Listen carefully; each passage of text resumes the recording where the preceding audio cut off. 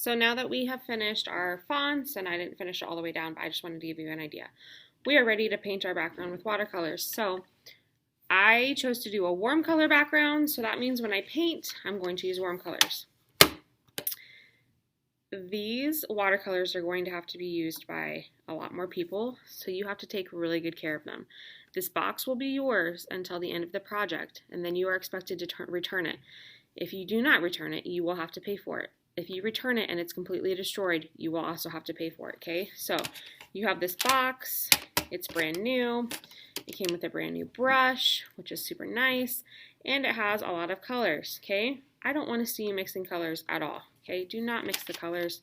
You have plenty to use, you do not need to mix any, therefore this box should stay super clean. You have no reason that you need to be mixing in the lid, none of that stuff, okay? Alright, so, you can paint your background however you want using the cool colors, all right? So,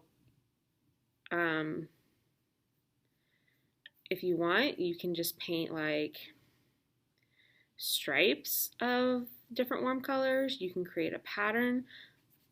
It's really up to you however you want to do it, all right? But you're just going to paint right over your fonts with watercolor, and you need to paint the whole paper. Once again, I don't care how you do it, but you can only use warm colors if you're doing a warm background, and you can only use cool colors if you're doing a cool background.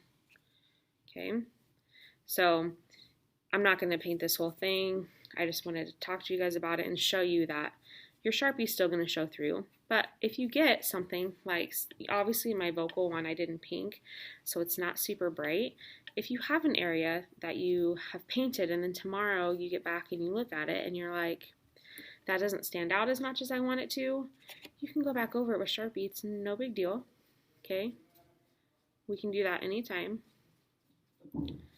Okay, so you're going to paint your whole background. If you do cool colors, then you need to use cool colors on your background.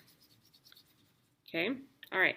The only thing I'm going to add is if you want to, when you're done, so say I've painted the entire thing and I've used all these different warm colors, one last thing that you can add if you want, your choice, is you can add some splatter paint.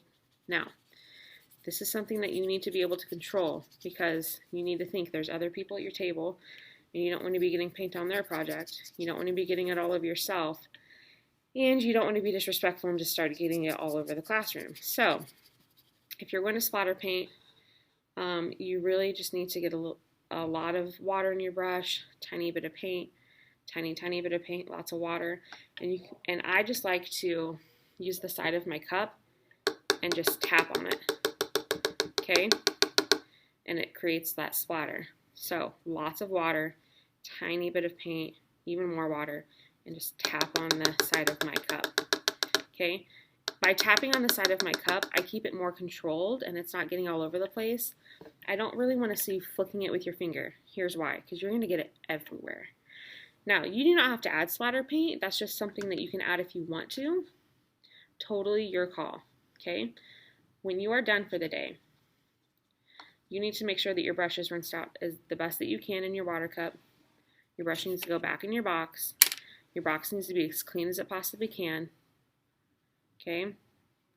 And then you're going to put it in your bin until the project is done, because we will use these again for your Bullpup. The water cups, you cannot just dump them out and put them away. You actually need to wash them. No, you don't need to scrub them, but you need to rinse out all the nastiness that gets at the bottom of these, okay? I see too many people who just dump out their cups and then put them away dirty, or just set their cups in the sink. It's your job to put them away, all right? So that's what you're going to do for the background. Once again, if you're doing warm colors for your font, you're going to do warm color paint. If you did cool colors for your font, you're going to do cool color paint.